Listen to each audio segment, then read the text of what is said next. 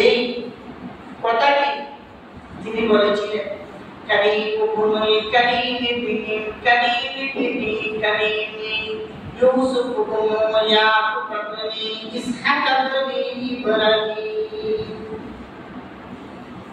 জুলাইখা বললেন, জুলাইখা আমার ছেলে, আমার আত্মা, আমি নবী, আমার আত্মাও নবী, আমার দাদাও নবী, আমার পরদাদাও নবী। নবীর বংশের কেউ যদি কোনো কিছু ওয়াদা করে, কোনদিন ওয়াদা খেলাফ করে না। জুলাইখা, তোমার যে আমি আপন করে দিব, এর মধ্যে দ্বিমত নেই। বলে জুলাইখা বলে, না, আমার বিশ্বাস নেই। এতদিন যাবত তোমার জন্য কানলাম, কাঁদতে কাঁদতে চোখ বন্ধ করে দিলাম, বৃদ্ধ হয়ে গেলাম, তুমি যে আমাকে আপন করে দিবা, এটা আমার বিশ্বাস নেই।